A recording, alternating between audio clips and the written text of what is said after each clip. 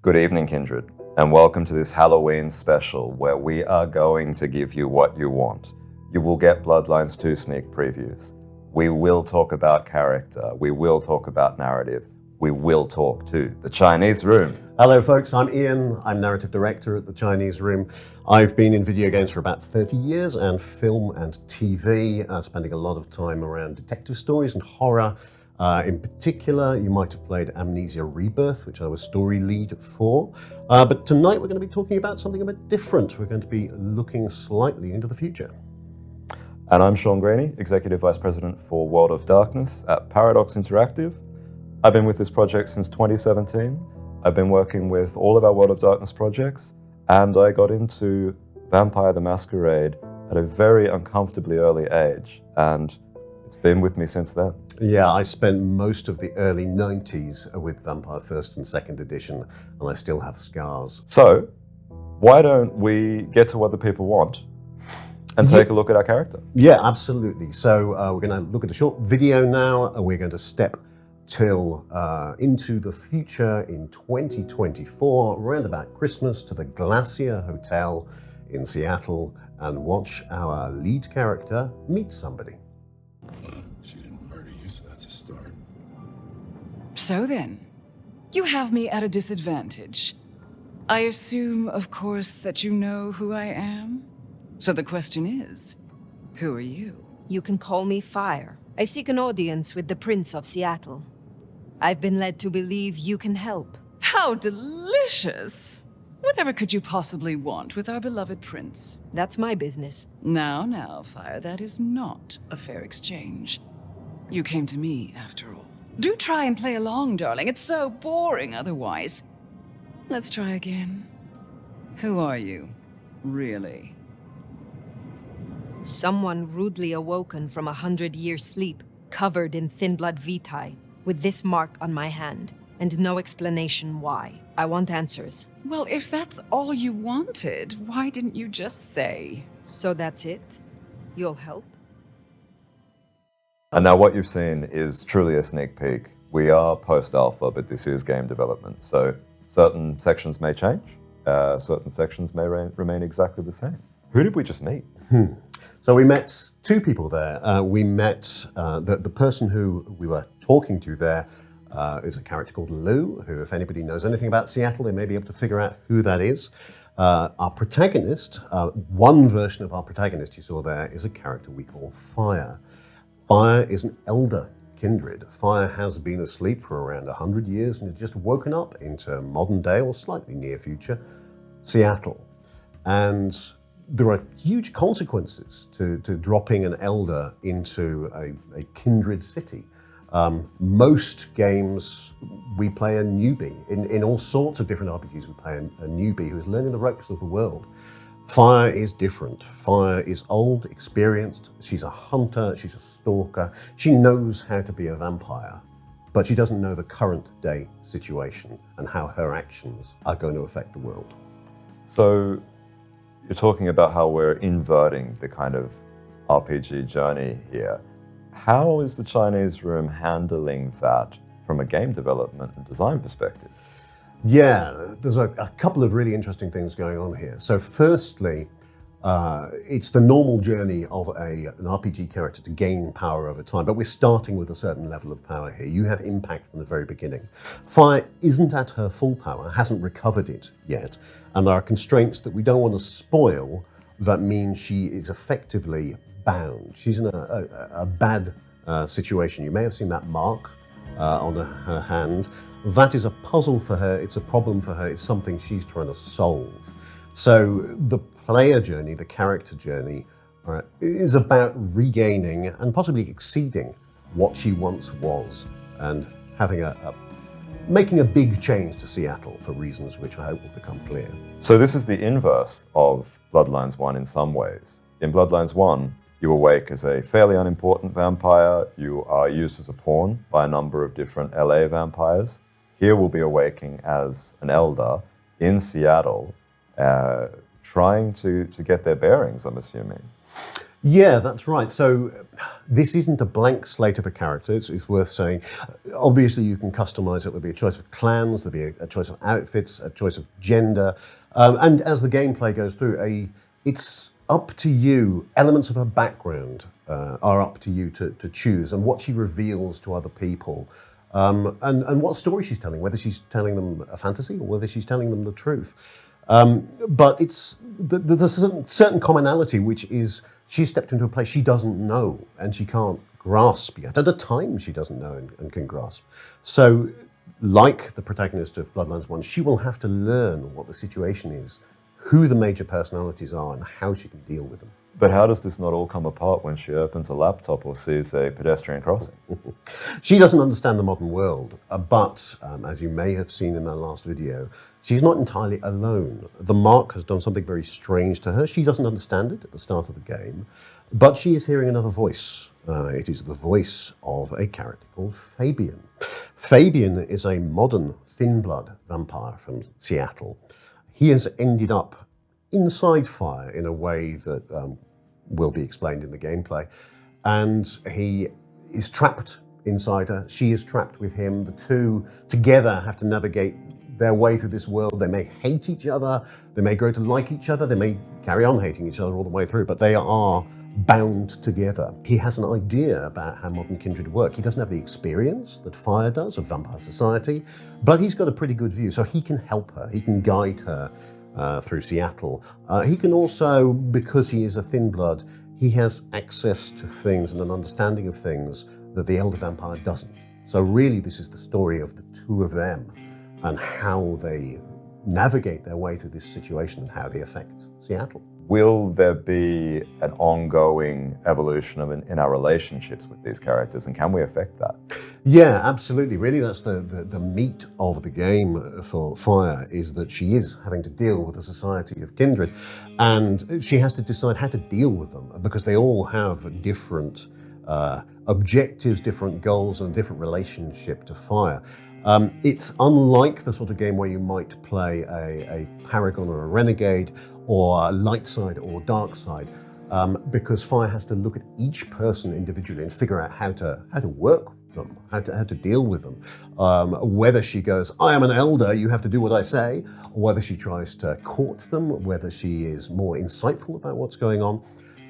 All those relationships will be different, and people will treat her differently because she treats them differently. And then the core feature of all this will be the relationship between her and Fabian. The two are caught together. Fire is the only person who can hear Fabian. Fabian can't interact with anybody else. He sees everything that she does, and he sees how she treats other people. So that long-term relationship really is the heart of this story. And for fans of Bloodlines 1 and Vampire the Masquerade as a franchise, what will Fabian offer as far as feeding back that kind of information to the player? Well, the two talk through the whole game, and then as the story develops, the effects that she has and the effects that Fabian has on her, really, she's an elder vampire. She spent a lot of time not really thinking about humans as anything other than prey, really. She's distanced from that. In the same way that we as players are often quite distanced from violence in games and from the strange in games. Fabian is much more grounded. He's much more human, and really we're playing off the contrast between the two, the contrast between the elder and the younger, the contrast between the olden times and the new times and how the two interact. So he's very much an anchor for her, I think it's fair to say, and very much a compass for her if she chooses to pay attention to him. And so for fans of the IP and also the original game, Fabian will sort of play this role of explaining to the character how humane they are. I guess that's part of it. Yeah, Fabian's got many roles. He's a very rounded character. It's also worth bearing in mind that it's not just going to be fans of the franchise who play this game. So new players are going to want to learn about the world. Fabian knows about some of it. Fire knows about a lot more of it, but the way the two talk about it and the way the two discuss it will help us open that window into a world and tutorialize it to a certain extent, I think. And also how the powers work and how powers interact with other characters in the world. That somebody needs to know that stuff, and some players won't. And so the interplay between the two characters helps us with that. So Fabian sounds like a very interesting character. How will players be able to customize their narrative experience with Fire as the protagonist? So, as we talked about earlier, you have options. You have clan choices that affects, for example, the powers that you have.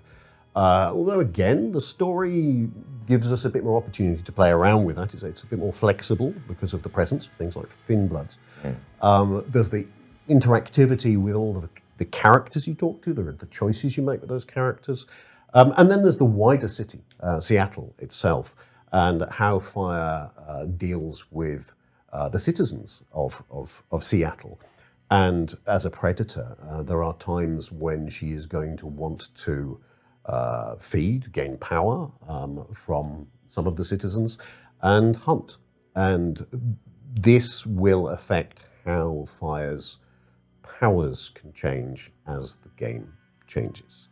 And that depends on how she treats those citizens. If she approaches them as a bully, trying to push them into a certain reaction, then that might work, that might not work, it might scare them off, something else might happen. It also depends how she looks. If she's dressed as one type of character, somebody may have a very different reaction to her compared to if she dressed like another. And so it sounds like you're hinting at a system that we have in Vampire the Masquerade, resonance, which is the emotional state of dinner, essentially, of your prey. Yeah, absolutely. It's important to Fire sometimes what the resonance of the character she's feeding on is, and she can push that, and she can change that, or attempt it. It might not work. As I said, it depends how you're dressed, depends who the character is, and what they feel about how you've approached them. Players will have options to choose outfits, and Yes. those outfits will have a narrative and dialogue impact. Yes, that's absolutely true. People will recognize you as a different thing depending on what you're wearing. Very, very cool. So let us return to Seattle and another sneak peek. It's you. The Nomad. Willem, I take it. You had some interesting guests outside. Expecting trouble? That depends. Why are you here? Earlier tonight, another kindred by the name of Isabella used this mark to sap my power. Do you know anything about it? No. All I had to do was keep my head down for just a few more nights. He's hiding something. Tell me, Willem, what rumors have you heard about me? That you were there in Cairo. They called you the Slayer. I have been many things to many people, and what will I be to you, Willem? And to this lonely, forgotten warehouse? You're exactly what he said you'd be. I guess that makes it easier. Makes what easier? What happens next? So vampires aren't traditionally paragons of truth. And I think here when we're talking to Willem, we can see that Fire is more interested in pushing her agenda than necessarily being completely accurate about her biography.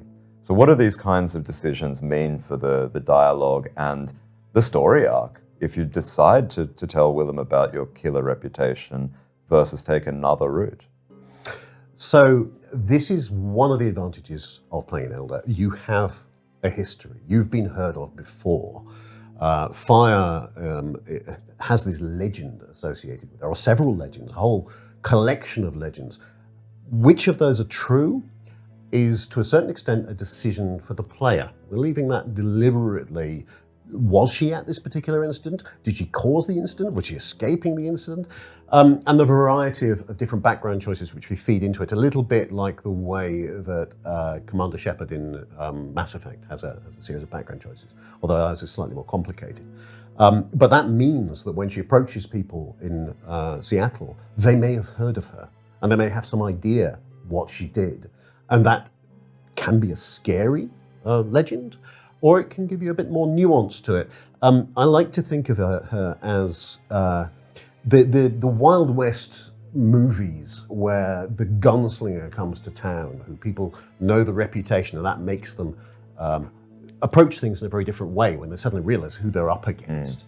And that is the weightiness of the character we're dumping into Seattle's society here.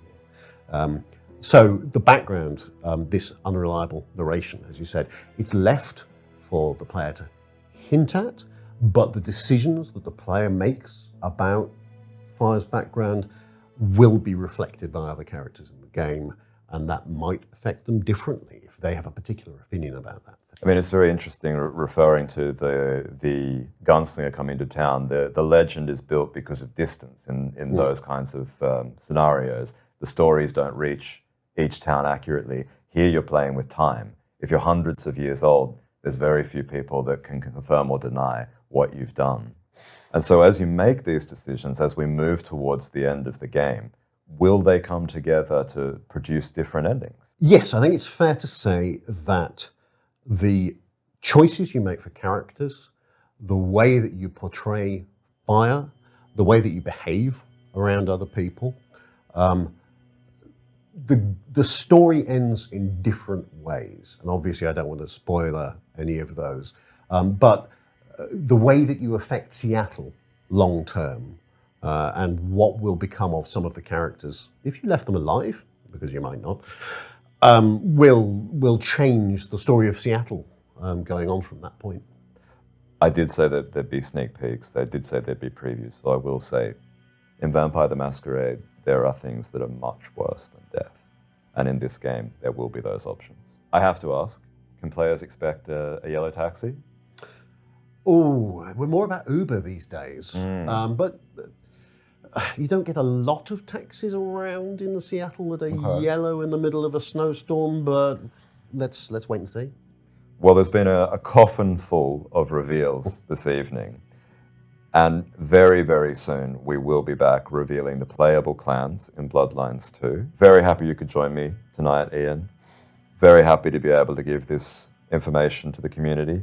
Any last words? I just want to say that at the Chinese Room, we're really looking forward to you meeting our characters, spending a bit of time with them, and seeing how your story develops in Seattle.